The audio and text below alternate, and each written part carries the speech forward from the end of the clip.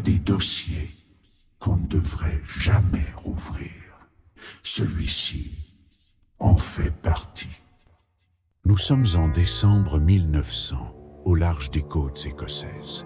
Un archipel battu par les vents, isolé au milieu de l'Atlantique Nord, les îles Flannans. Sur l'une d'elles, l'île d'Eianmore, se dresse un phare blanc, solitaire, construit à flanc de falaise. C'est une structure massive, conçue pour résister aux tempêtes les plus violentes. À l'intérieur, 3 hommes, Thomas Marshall, James Ducat et Donald MacArthur. Tous marins aguerris, choisis pour affronter la rudesse de ce lieu inhospitalier. Leur mission est simple, veiller à ce que la lumière du phare reste allumée, guidant les navires loin des rochers meurtriers. Les rotations durent plusieurs semaines, sans contact avec la terre ferme. Pas de radio, seulement le silence, la mer et la lumière, dans ce décor d'isolement absolu. Les journées s'enchaînent. Tempête, pluie glaciale, vent hurlant. Le moindre oubli peut coûter la vie, mais les hommes tiennent bon. Jusqu'à ce fameux mois de décembre, où la lumière du phare s'éteint et que plus personne ne répond. Le 15 décembre 1900, alors qu'une tempête déchire l'Atlantique Nord, le vapeur Archtor approche des côtes écossaises. Le capitaine du navire jette un œil vers l'île d'Eianmore. D'habitude, le phare des Flannans projette sa lumière blanche dans la nuit. Mais cette nuit-là, rien. Une obscurité totale. Le phare est censé fonctionner sans interruption. Pas un seul instant d'extinction. Pourtant, personne ne semble veiller à son bon fonctionnement. L'équipage note l'anomalie. Mais dans la fureur de la mer, il est impossible d'accoster. Pendant plusieurs jours, l'île reste muette. Aucun signal, aucun message, aucune trace de vie. Ce n'est que le 26 décembre, soit 11 jours plus tard, que le navire de ravitaillement Hesperus parvient enfin à s'approcher de l'île. À son bord, le capitaine James Harvey et Joseph Moore, un 4e gardien qui devait relever l'un des 3 hommes. Mais dès l'arrivée, quelque chose cloche. Aucun drapeau n'est hissé sur le mât. Aucun des gardiens ne descend les marches pour accueillir le navire, comme le veut la tradition. L'embarcadère est vide. Le silence absolu. Joseph Moore monte seul, le sentier escarpé menant au phare, balayé par le vent. Son cœur bat de plus en plus fort. Quelque chose ne va pas. Lorsqu'il atteint la porte du phare, elle est fermée à clé de l'intérieur. Il frappe, appelle, rien. Il entre. Et ce qu'il découvre à l'intérieur va marquer sa mémoire à jamais. Joseph Moore franchit lentement le seuil du phare. L'intérieur est plongé dans une étrange pénombre. Seule la lumière grise du jour filtre à travers les petites fenêtres. Il appelle ses collègues. D'une voix forte, mais aucun son ne lui répond. Dans la cuisine, la table est dressée. 3 chaises, 3 assiettes, le pain est entamé. Une tranche de viande est encore posée sur la table, comme si le repas avait été interrompu. Un tabouret est renversé sur le sol. L'horloge murale est arrêtée. Dans la chambre, les lits sont défaits, mais vides. Aucun signe de lutte, aucun sang, aucun bruit. Sur le porte-manteau, 2 cirés manquent.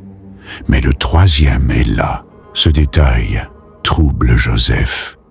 Pourquoi l'un des hommes serait-il sorti dans une tempête sans manteau? Il descend ensuite à la salle des machines. Tout est en ordre. Le système du phare fonctionne, mais la lumière est éteinte.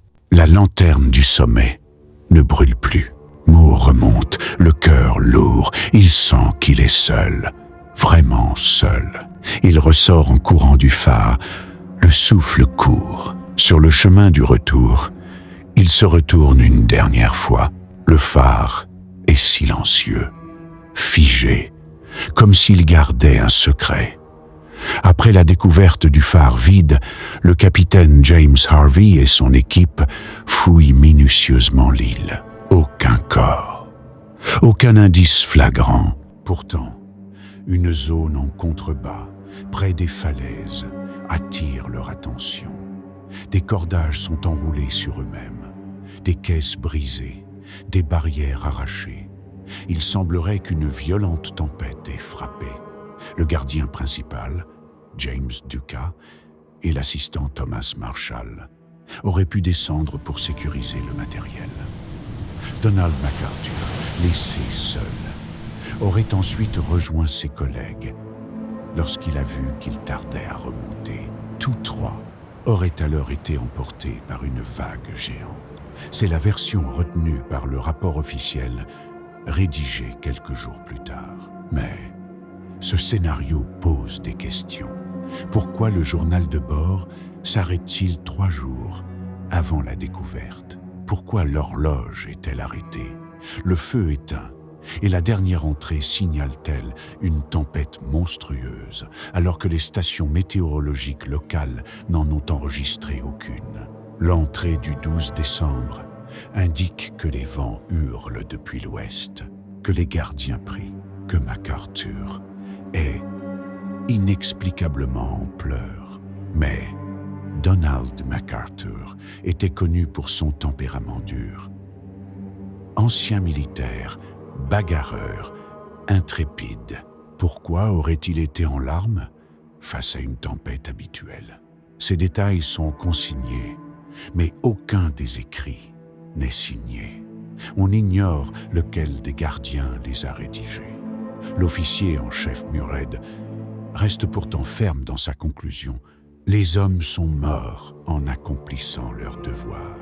Mais dans les villages voisins, la rumeur enfle et certains commencent à croire qu'il s'est passé autre chose. Très vite, le rapport officiel ne suffit plus à apaiser les esprits. Dans les tavernes des villages voisins, dans les lettres de marins, une autre version commence à circuler. Certains affirment avoir vu, au large des îles Flannan, une silhouette immense, noire, surgir des vagues, quelques jours avant la disparition. Une créature marine, un esprit des profondeurs. D'autres parlent d'un navire inconnu, aperçu près des rochers, et qui aurait quitté la zone à toute vitesse au lever du jour. Enlèvement, exécution, une rumeur persistante évoque une querelle violente entre les 3 hommes. Et si l'un avait tué les 2 autres avant de se suicider dans les flots? Mais aucun sang, aucun corps, aucune trace de violence. Et puis, il y a cette curieuse coïncidence. Dans les années 1890, un ancien gardien du phare, relevé pour comportement instable, avait déclaré que les îles Flannan étaient maudites. Il aurait entendu des voix dans la nuit, des cris, des appels, des murmures dans le vent.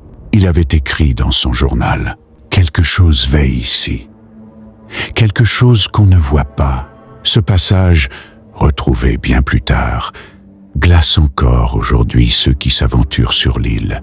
Enfin, certains évoquent une hypothèse plus ésotérique, une faille temporelle, un appel de l'océan ou une disparition orchestrée par les gardiens eux-mêmes dans un pacte étrange pour disparaître du monde. Bien sûr, aucune de ces théories n'a jamais été prouvée, mais aucune n'a jamais été totalement écartée non plus. Ce n'était qu'un fragment, une vérité parmi d'autres. Laquelle voulez-vous que Morvan vous révèle maintenant ?